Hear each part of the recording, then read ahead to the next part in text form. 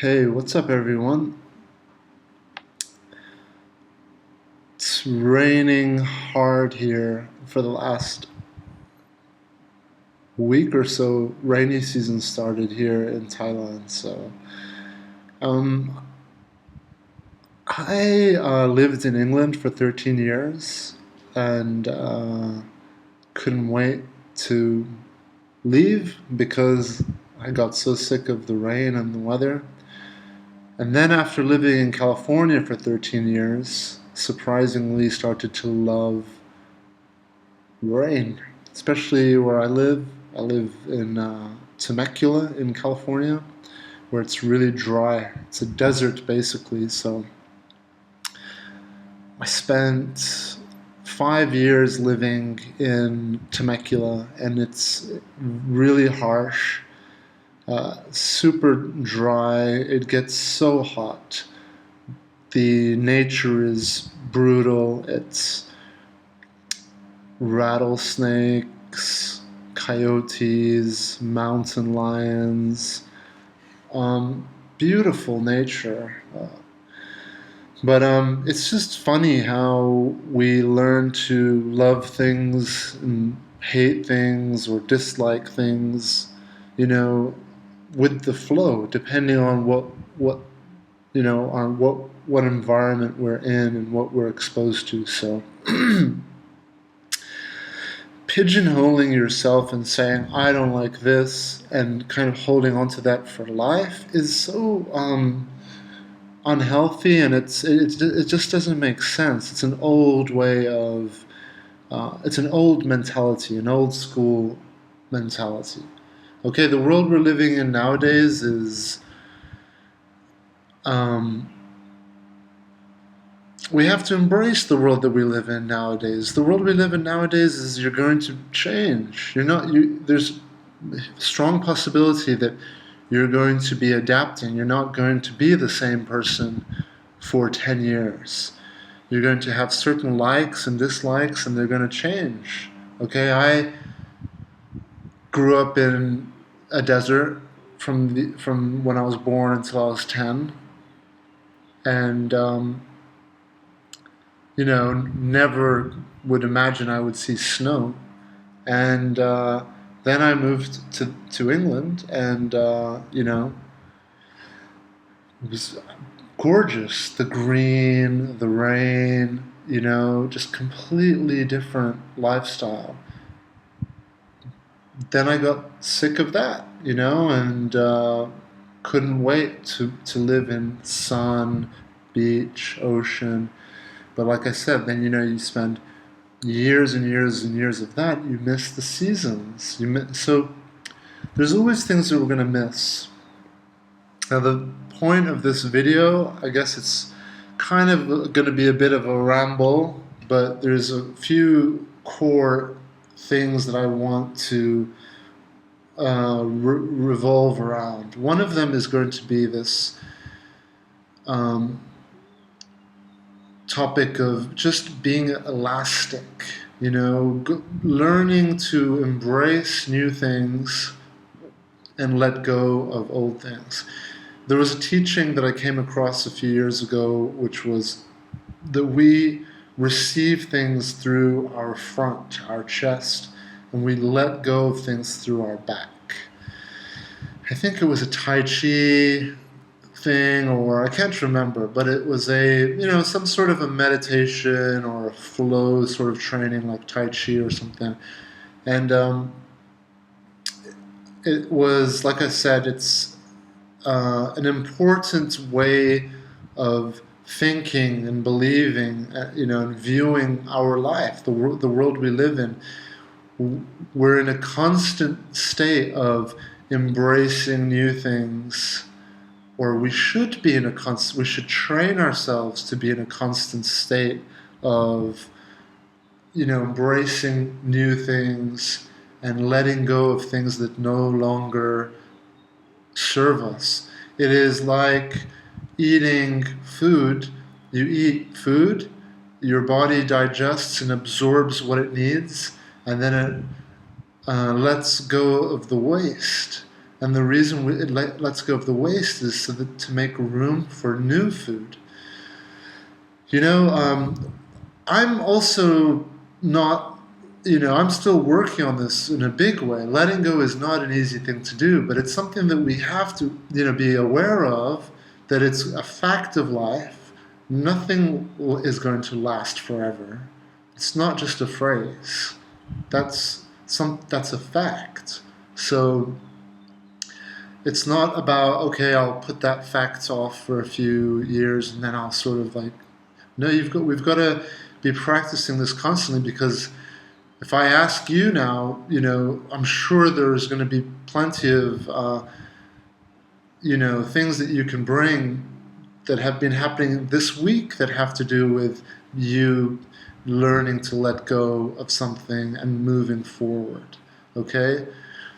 It could be your pride. It could be, if you're going through a breakup, it could be moving your country, moving your town, whatever.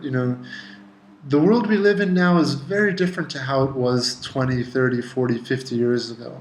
The world of our parents, the world of our grandparents was very different. People would have a job for their entire life. So they would have, a 30-year career, 40-year career. They would even be with the same person, it was expected for their entire life. And then, as time has gone forward in the world we live in today, there isn't this expectation that, you've got to have the same job for your entire life. More people now have many jobs, and will change their career throughout their life. Maybe 5 to 10 years doing something, and another 5 to 10 years doing something new, and then so this constant elasticity, being able to adapt. Okay, being able to adapt, by the way, is natural to us. It is just we get in the way of this natural ability that we all have by creating a sticky mind or sticky ego or whatever you want to call it that wants to stick to things, and it doesn't want to let go. It will like, oh, I want this jar and I don't want to ever let it go. It's my jar, I guess the Lord of the Rings is that story is quite a cool story, and if you look into it a bit deeper, that's what it's about, right? The ring, you become obsessed with this thing, and then it can corrupt you and really be a toxic influence, and it's something that we can apply to everything. Relationships. If you're with someone, there's this deep tendency within us to want this person to be ours. This is my girlfriend. This is my boyfriend. Like a possession, and I don't think there's anything wrong with that, as long as you come back to what I always talk about, which is balance. You don't want, the more and more you do that, it becomes like Lord of the Rings. That thing will corrupt you. You will lose yourself in it, and it will also destroy the thing. So elasticity, is a word that I came across a few years ago, actually, through business, through my studying business, at school or university, but also more recently through studies of the brain, recent findings that, up until an old age, 70s, 80s, the human brain is still elastic, which basically means that it can still adapt and learn and change. So there's this belief that a lot of people have that, oh, okay, no, I'm an old dog now and I can't change. I'm set in my ways, okay? And it's too late for me now. I'm just never going to change. This is very mildly true in the sense that, okay, you've probably spent 20, 30 years or 40 years or 50 years reinforcing certain habits, So it's going to be harder to break those habits, but our body is always ready and welcoming of us to let go of the things that we stick to and want to hold on to. Okay? And our body is always ready. Our mind is always ready. As these findings, you can look it up yourself and do some research on brain elasticity. And like I said, up until an old age, our mind is capable of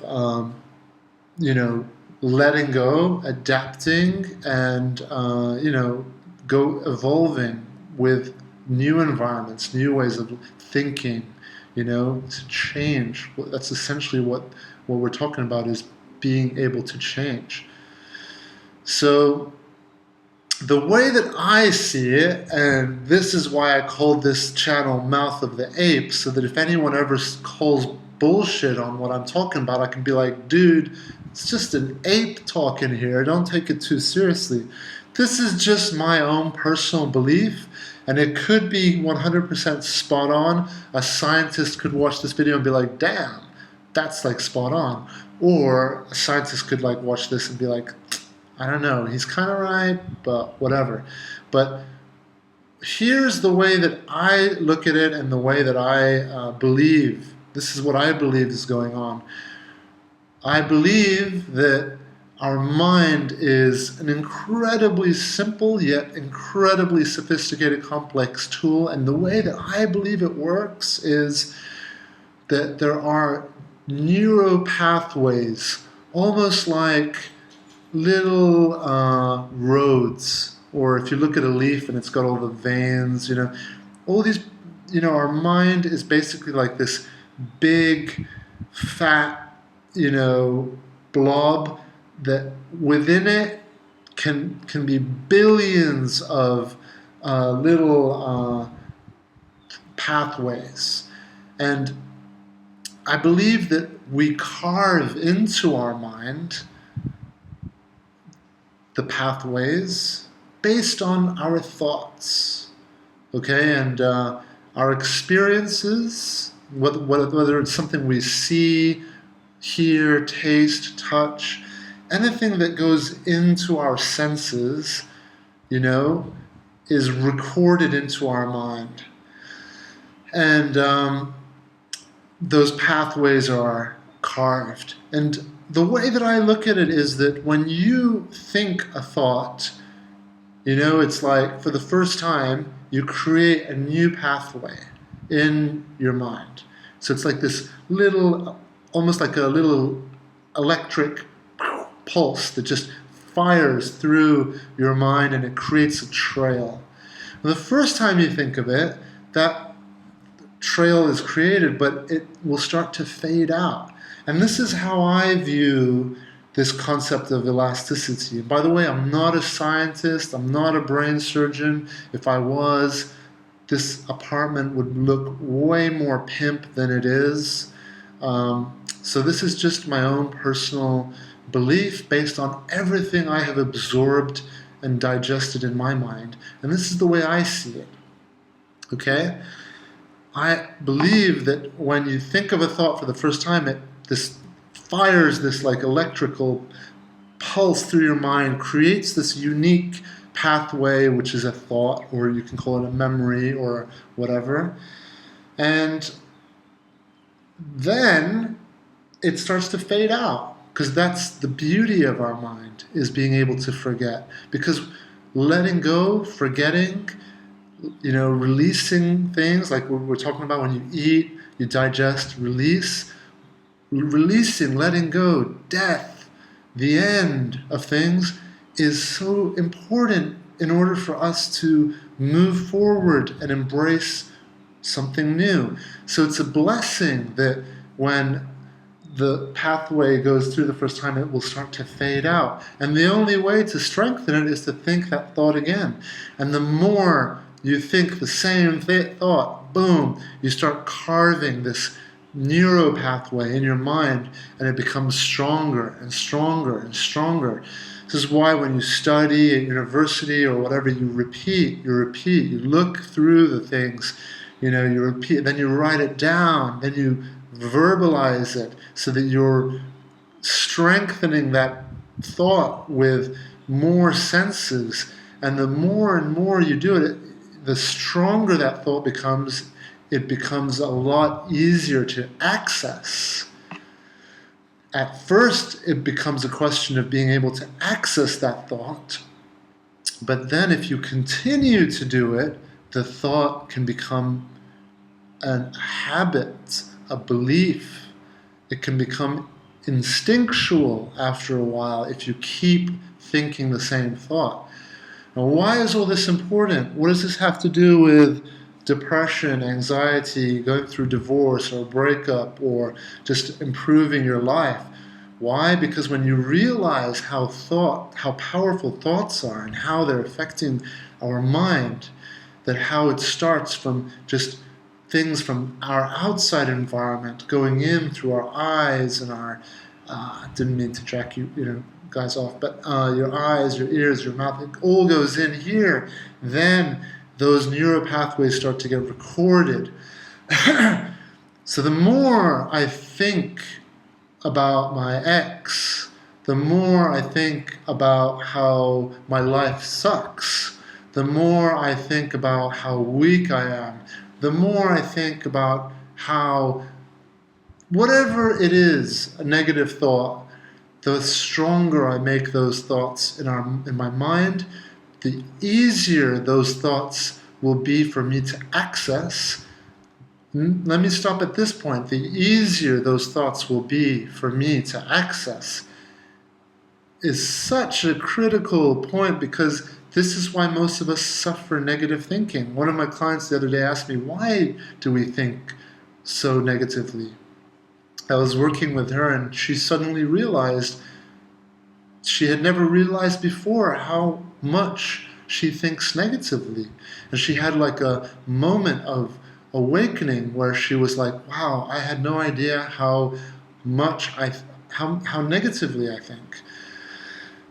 So it's because she's been doing it over and over and over and over. Those negative thoughts have become so strong in her mind. She's carved these powerful grooves in her mind so that when she wakes up in the morning, the strongest thoughts in her mind are negative thoughts. So they just surface. They are the most easiest thoughts for the mind to access. So I believe this is why people have bad dreams, or can't sleep, or are caught in this spiral of negative thinking, because they have exercised those negative thoughts so much that those thoughts have become so easy to access. But beyond accessibility of these negative thoughts comes habits. When we reinforce these thoughts by thinking them over and over, they can become instinctual, which basically means that, if you, for example,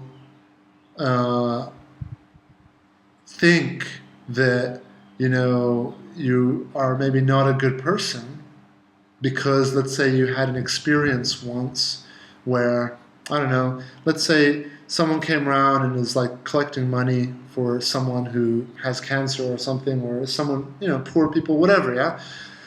And you're like, I'm not going to pay, man. Like, I work my ass off, and, why should I be giving money to, why doesn't this person work, okay? So then maybe on your drive home, you'll think a thought, I'm not a good person, okay? Now let's say for that week, for some reason, you start thinking that thought more and more. You start carving this pathway. And if you do it for months, what can happen is that after thoughts come beliefs. So thoughts turn into beliefs. And when they become beliefs, they become more difficult to change.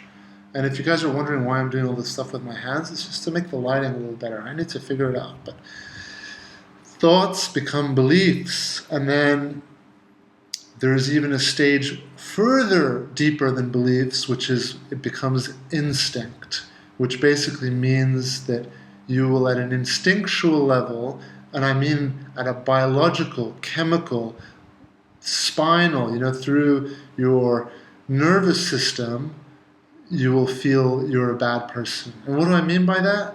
Like, let's say you will just not believe that you deserve good things. You will not believe that you deserve a good partner. You will not believe that you deserve wealth. You will not believe that you deserve, you'll instinctually gravitate towards what you believe you deserve, which is crap.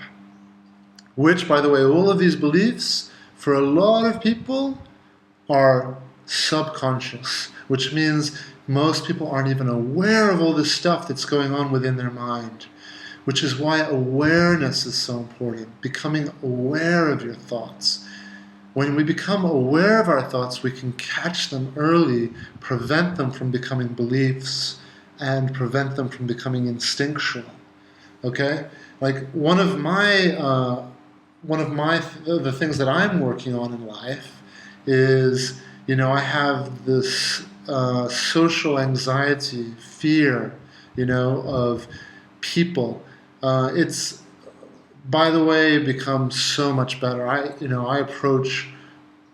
You will never guess that I have this if you meet me.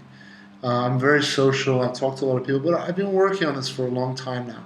In fact, I'll be probably the most social person in the room, one of. But it is something deep inside that has become instinctual. For me, when I was younger, when I was 14, 15, I joined a school that was quite a rough school. And when you join new schools at that age, there can be fights, this dominating sort of bullying, almost like a mild version of a prison yard system where people try to establish their position of respect. And the school that I joined was at the time it had people that were living in rougher neighborhoods, and so there's a lot of fights going on at my school and this kind of stuff. And I was bullied and had to sort of fight my way up to the top and sort of establish my place. But it affected me, and I'm sure in a way. I also have had life experiences where my best friends or people that I trusted and cared about, sort of turned around and, stabbed me in the back and did things. This is a long time ago, but the reason I'm bringing it all up is that at the time I wasn't aware, right, of how these experiences would influence my thinking and how my thoughts would start to turn into beliefs, and then how my beliefs would become instinctual responses. And instinctual responses, for example, the fear now that I have, if I'm in a group, it's almost out of my control because it's become instinctual. So if I'm in a group, or suddenly I walk into a room and everyone's attention is on me or whatever, I will have very little control over what my body will do. There will be an adrenaline dump. There will be, this fight or flight that will happen where you either want to, because your body feels threatened, so it dumps adrenaline. All right, and it's for anyone out there who deals with social anxiety or fear of public speaking or anything, they'll understand what I'm talking about. It's a horrible feeling. But the way that you change it is to reprogram your mind. And thank God that our mind is elastic. Up until we're 80, 90, our minds are elastic. Which means that my personal work is to reinforce thoughts that actually serve me, that help me, and give less power and attention to the thoughts that created these instinctual responses and these beliefs in the first place that have made it more difficult for me to interact with my environment. So for me, it will take a longer time to deal with those things, but it's just like feeding your body. If you've been on a unhealthy diet for 10 years, you're not going to become healthy overnight. You have to start feeding your body healthy foods, and then it might take 2 years, 3 years. It's not going to take long, people. It just, you just have to, it's how consistent you're going to be with it. Are you going to eat well for 2 days and then eat shit for 5 days? Well, then it's going to maybe take you 5 or 6 years. But if you eat really well 5 days in a week, eat like crap 2 days in a week, it's probably going to take you 2 years, or less. So anyone who watches these videos, you can share this knowledge with people. This is all stuff that I spent so much time learning and reading and finding out. And it's facts. These are all facts. This is how our mind works. Aside from the whole, my theory of, the pathways, but I believe that's how it works. And I would not be surprised if it is how it works. Anyway, it probably is how it works, but I'm explaining it in my own way, my own concept. But the gist, the point that I'm trying to make is that it starts with your environment, goes through your senses, becomes thoughts, memories, recorded data. And then the more and more you do those things, it can become beliefs and then instinctual responses. Okay, and this is why I believe we have pain, or we get these extreme feelings like the adrenaline, the fear, the pain, the anger, the happiness. These are all very strong feelings, and they stamp these experiences so that our mind remembers them. And sometimes the stronger the stamps are needed so that we remember them more easily, so that it's not going to be that we need to do it over and over and over again, so that, to learn that if there's a tiger in front of us, that's a dangerous thing. That needs to just happen once, and the amazing fear, the feelings that we have are so strong that it stamps that experience very deeply so that it becomes a very strong memory in our mind, so that it can be accessed instinctually very quickly in the future. Next time it happens, boom. We just act without thinking. And I believe that this is how we pass genes on. Genes, not Levi's, genetic genes. We pass them on to our children because it starts with thoughts, becomes beliefs, then it becomes instinctual responses, and then I think that there's another deeper layer, which is it starts to become programmed in our DNA, our biology. And this is how we pass things on to our children, and this is how they become more geared for their environment, okay? So it's critical that we be aware of our thoughts so that we can wake up and catch the negative thinking that we're doing and be like, while it's a thought, before it becomes a belief, and then catch those thoughts and then this is the work that I focus on and specialize on with my clients, which is counterbalancing or feeding the mind with positive, strengthening thoughts. I don't believe in stopping negative thinking because I don't believe that's possible. Or it's possible, but I don't believe it's necessary. You don't need to stop negative thoughts. All you need to do is put your attention on more positive thoughts, okay? And then the negative side will be taken care of. All you have to do is eat more healthy food, and the time you have available to eat unhealthy food will become limited, okay? It's the same with thoughts. As you push yourself to think more positive thoughts, the time you have spent on negative thoughts will decrease. So this video, 30 minutes that you've been watching now, has been 30 minutes of you spending your time on positive ways of thinking, learning. Going away now, you've got to learn how to fill more of your time with positive ways of thinking, okay?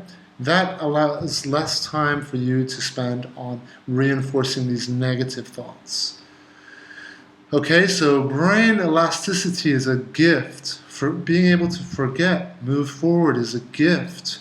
Life is about moving forward. I'm going to end it with, I'm 36 years old, and we all have this tendency of believing that, especially when you get into your 30s or older you get, you're like, oh, the best are all behind me. The best times are behind. It's not going to get better, I'm 36 years old, and a few weeks ago found the best sushi place that I have ever eaten in my life. Would I have found it if I would have stayed in Bali where I was for a year and a half, and I was like, oh, I love this place, my apartment's so cool, I've got a cool gym, I've got all the things that I need, I want to stay here. I want this precious ring. It's my ring. It's mine. No one's going to have it. It's mine. Now, I would never have found this sushi place. I'm in a much bigger, nicer apartment than I was in Bali. Might not look that way in the video, but this place is bigger. It's nicer. My gym is better. I'm in a much better environment than I was. Okay, and it's only become possible because I've let go and moved on. For anyone who's into sushi, this guy that I met, he's a 30-year sushi chef. He's actually a Thai guy who was hired by Japanese businessmen in Dubai. They took him to Dubai. He was their personal chef. He was cooking for them. And it says a lot that he's not Japanese, but was hired by these Japanese. The sushi he makes is just a work of art. It's incredible. And like I said, I would never have encountered this if I had been holding on to the past. So this teaching I'm trying to get across is to people out there who are holding on to people that they love, that are maybe no longer with them, who are holding on to their job, their house, whatever it is in life that you're just holding on to because it feels comfortable.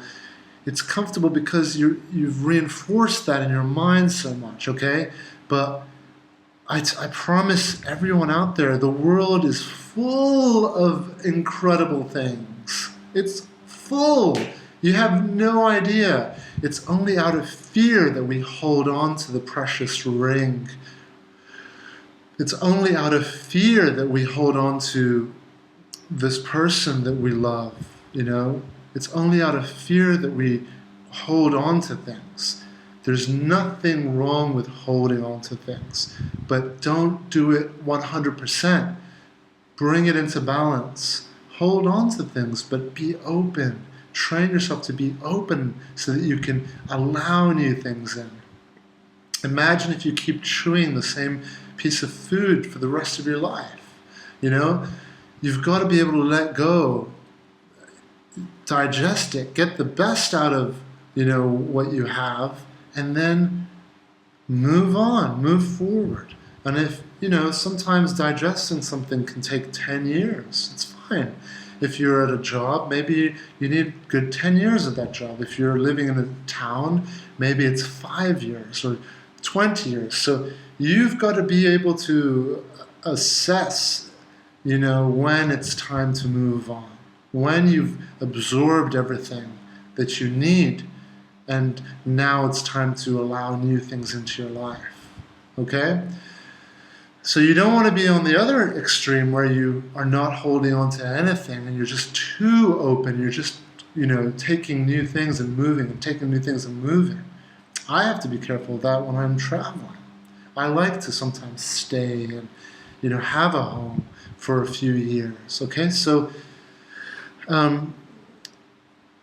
balance is very important, but also having this awareness and this understanding that we are naturally designed and geared for change, for letting go. Okay? So I'm going to wrap this video up, and I hope there's something in here that helps. And it's hard, I know, to share these things with the people we love. People, the best way we can teach and share is through example, through doing it ourselves. Okay? So learn about your mind, learn about your thoughts, learn how to master your attention. You don't need to master it, but learn how to bring it towards positive things. Okay, as often as you can, because the more you do it, then positive thinking becomes easier. Alright, I'll talk to you guys soon, and hopefully make another video soon. No idea what I'm going to title this video. In fact, if anyone out there can come up with a really good title for this video, please put it down below, and I will, if I like it, I will change the title of this video to that. Okay, because I'm not so good at, see, this is a negative thought, right? I'm not so good at titling videos. So I have to change that way of thinking. Alright, talk to you guys soon.